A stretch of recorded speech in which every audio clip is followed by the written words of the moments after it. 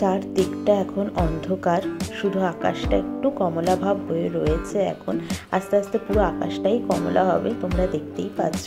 আর কিছু কিছু পায়রা ঝাঁক উড়ে যাচ্ছে, এত ভালো লাগছিল দেখতে যে কি আর বলবো। তবে দাঁড়িয়ে এনজয় করার মতো সময় তো সকালটাতে আমার থাকে না। যাই হোক, তো আজকের ব্লগটা শুরু করছি এখান থেকেই।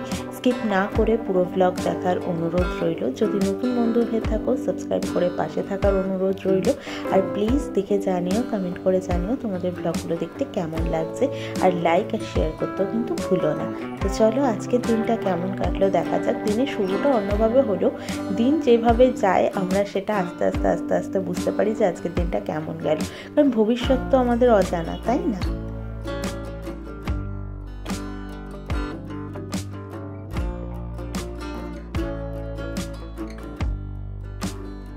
তোমাদেরকে যে দেখালাম চারদিকটা অন্ধকার, তখন বাজে 6:11। আর এই 6:11 থেকে অন্ধকার আকাশ থেকে আলো ফুটতে যে টাইমটুকু লাগলো, তাতে আমার পাউরুটি শাঁকা হয়ে গেছে, ভাত হয়ে গেছে, আর এই পেঁপে ঘন্টটা করলাম। তোমরা জানো পেঁপে ঘন্ট করতে ভীষণ টাইম লাগে অনেকটা। 6:11 থেকে 6:45 বেজে গেছে আমার এই পেঁপে ঘন্ট করতে। মাছে নুন হলুদ মাখিয়ে রেখেছি, ফলও কেটে কেটে ওকে দেওয়া হয়ে গেছে। Good morning, welcome back to our channel. আশা করি তোমরা প্রত্যেকে ভালো আছো, আমরাও ঠিক আছি। হ্যাঁ, এতক্ষণ আমি একটু চুল টুল আঁচড়ে ফ্রেশ হয়ে তোমাদের সামনে আসলাম, তাই জন্য ভাবলাম না একেবারে ওরকমটা উড়োঝুড়ো পাগলের মতো আসতে আমার নিজেরই খারাপ লাগে। কিন্তু সকালটাতে আমার সত্যি বলতে কিছু করার থাকে না। এখানে হচ্ছে মাছের ঝালটা ফুটছে, আর ওখানে তো আমার পেঁপে ঘন্টটা হয়ে গেছে। পেঁপে ঘন্টটা না আমি বেশ জুত করেই বানাই, অনেকক্ষণ টাইম লাগে। এই যে এরকম ফাইনালি দেখতে হয়েছে, এটা বাটির মধ্যে একদম বসে গেছে। বেশ মাখা মাখা ব্যাপারটা, ছাড়া ছাড়া ব্যাপারটা আমার ঠিক ভালো লাগে না। আর মানে খাটটাও গোছাতে হবে, ঘরটাও ঝাড় দেবো, সবটাই করবো। তো চলো এগুলোও করে নিই। মোটামুটি হয়েই এসেছে, ও সবই ঢুকেছে বাথরুমে, তার মধ্যে আমার এই কাজগুলো হয়ে যাবে। সব এখানে আমার মোটামুটি গোছানো হয়ে গেছে। এখানে তো সকালে টিফিনটা দেওয়া আছে, ডিম সেদ্ধ, ব্রেড আর হচ্ছে কলা দিলাম। আর এই যে মাছের ঝালটাকে দেখতে এইরকম হয়েছে, আজকে অত শোকায়নি, কারণ পেঁপে ঘন্ট রয়েছে আর এটা দুটোই তাহলে বেশি শুকনো খাবার হয়ে যাবে, ডাল নেই তো তাই জন্য। তো চলো এগুলো আটকে দিয়ে এবার বাজে এখন 7:26, ও বেরোবে এবার। সেই সকালের পর আবার এখন বিকেল 4টে বাজে। আমি গেছিলাম রান্নাঘরে, দুপুরে বাসন কোসনগুলো মেজে এলাম। আর আমার দুটো কানই না কেমন যেন ফ্লাইটে উঠলে যেরকম থম ধরে থাকে একটা কান দুটো, ওই রকম হয়ে রয়েছে। মানে বন্ধ একেবারেই বলবো সেটা নয়, বন্ধর মতো হয়ে রয়েছে আর কি। মানে আমি কানে শুনতে পাচ্ছি, এমন নয় যে কানে ফোন নিলে আমি কিছু কথা শুনতে পাচ্ছি না বা কিছু, কিন্তু নিজেরই একটা অস্বস্তি লাগছে। কান দুটোকে টেনে টেনে এরকম করছি, বুঝতে পারছি না কানে ঠান্ডা লেগে গেছে কিনা। তো যাই হোক, আর ভুরুগুলো দেখো যেখান থেকে পাচ্ছে যেন গজিয়ে যাচ্ছে, এরকম অবস্থা আর কি। আজকে সম্ভব কেন জানি না ভালো লাগছে না ঠিক, মানে কোনো কিছু করতেই যেন মন বসছে না। সকালে কড়াই, প্রেশার কুকারটা কালকে রাতে ছিল, চিকেন স্টু করেছিলাম, ওগুলো সকালেও মাজিনি আমি। সকালে প্রেশার কুকারটা ধারে রেখে কাজ করে গেছি নিজের মতো নিজে।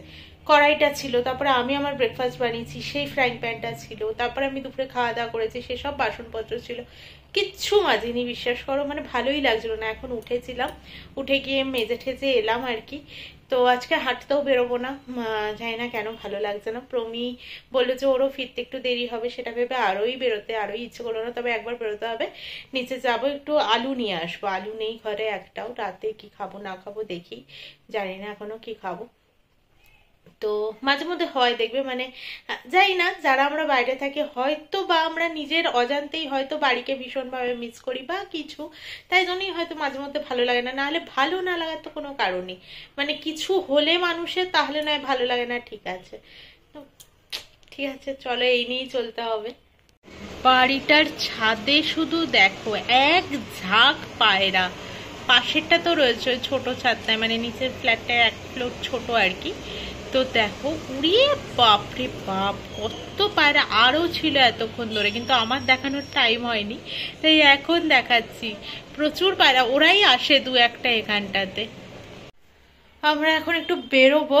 হঠাৎই ও বললো যে, আমি বলছিলাম ওকে অফিসে থাকতেই যে আমার মনটা ঠিক ভালো লাগছে না, তাই জন্য একটু বেরোবো এখন, তাই জন্য আজকে এই নতুন কুর্তিটা পরলাম, যেহেতু মন ভালো লাগছিল না তাই একটু সেজেও নিলাম। যা বাবা, আসলে ম্যাডামকে আমি এখানে জোর করে বেঁধে রেখেছি। ও আসলে হচ্ছে কলকাতা পাবলিক, আর কলকাতার নাম শুনলে ওর একটু কলকাতা কলকাতা যেতে ইচ্ছা করে বা আমার কাছে যেতে ইচ্ছা করে, স্বাভাবিক, সেটা খারাপ বিষয় নয়।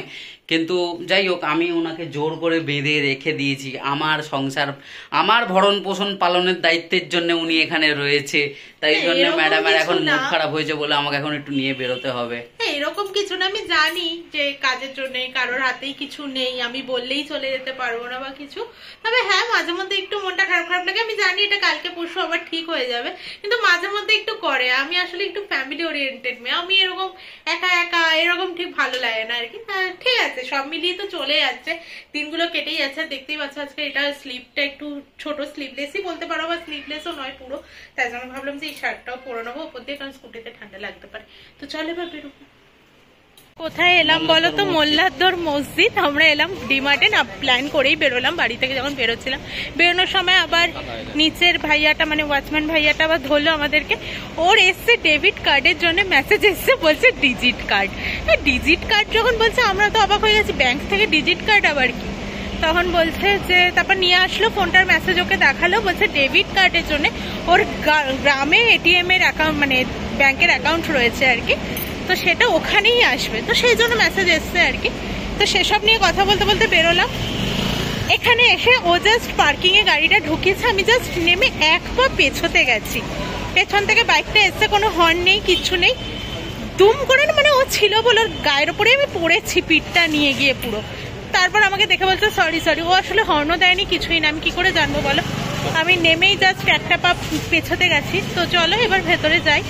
দুটো জিনিসই নেওয়ার আছে, পনির নেব আর একটা আমার জিনিস নেওয়ার রয়েছে, তো সেসব নিয়ে তারপরে দেখি কোথায় যাই। ওই কাজ হয়ে গেছে, 10 মিনিটের বোধহয় কাজ করলাম। ভেতরে যে দুটো জিনিস নিতে এসেছিলাম সেই দুটোই নিয়েছি, কোনো এদিক ওদিক করিনি।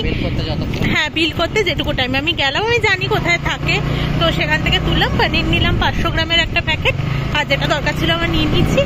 তো এবার যাচ্ছি, একটু দেখি এদিক ওদিক করতে পারি, নাও করতে পারি। আর সত্যি কথা বলতে আজকে মনটাও ভালো লাগছে না, এমন নয় যে রান্না করতে ইচ্ছা করছে না, করতামই হয়তো, কিন্তু প্রমি সেদিন ভ্যালেন্টাইন্স ডের দিন আমার কাছে খেতে চেয়েছিল। আমি বললাম যে থাক, রোববার তো একটা প্ল্যান আছে, কিন্তু টিক্কা কাবাবের বিরিয়ানিটা ভীষণ লাইট হয়, কোনো কেওড়া জল গোলাপ জল তো থাকেই না এখানকার বিরিয়ানিতে, তোমরা জানো। তো সেটাই আজকে আমি খাওয়াবো ওকে বলেছি, আমার খাওয়ানো হয়নি ওকে, তো আমি খাওয়াবো ওকে। তো চলো যাওয়া যাক, কোন দিকে যাবো জানি না, তবে এখন মেন রোডে উঠবো। চলে এসেছি আমরা, আর এখানে প্রমি ওনার সাথে এখনো কথা বলছে, এখনো বুঝতে পারিনি ব্যাপারটাতে কি হচ্ছে। আসলে গ্রামের বাড়ির অ্যাড্রেসে এটিএম কার্ডটা আসবে, স্বাভাবিক বিষয়, যেখানে ব্রাঞ্চে পড়েছে আর কি বই, তো সেখান থেকে প্রমি বলেছে তাহলে বাই পোস্টে নিয়ে নাও কার্ডটা। ওখানে কেউ তো না কেউ আছে, বাই পোস্ট করতে বলো, ব্যাপারটা ঠিক বোধগম্য হয়নি। তাই প্রমি বলেছে যে এখানে আসার পর আমি তোমাকে বলে দেবো কেউ হতে হবে না হবে, তা এখনো বোধগম্য হয়নি বলে প্রমি আবার গেছে বোধগম্য করাতে। নিয়ে নিয়েছি দুটো প্লেটে দুটো। এখানে দেখো মশলাটা না আলাদা করে দেয়, আর ভাতটা রাইসটা এরকম সাদা সাদা, বেশ ভালো লাগে খেতে, এটা একটু হালকা হালকা খেতে হয় আর কি। আর এখানে 2 প্লেট রায়তা দিয়েছিল, আমি একটাতেই ঢেলে দিয়েছি যেহেতু আমি রায়তা খাই না। আর এখানে সালানি না কি সব বলে, সালার কিছু একটা ওয়ার্ড আছে যেটা আমি ভুল বলছি আমি জানি, তোমরা যদি কেউ জেনে থাকো আমাকে একটু ঠিক করে দিও। তো এবার এইটা দিয়েছে, এটা আমি আর প্রমি খুব একটা খাই না, তো এটা নেবই না, তো ব্যাস এই আর কি।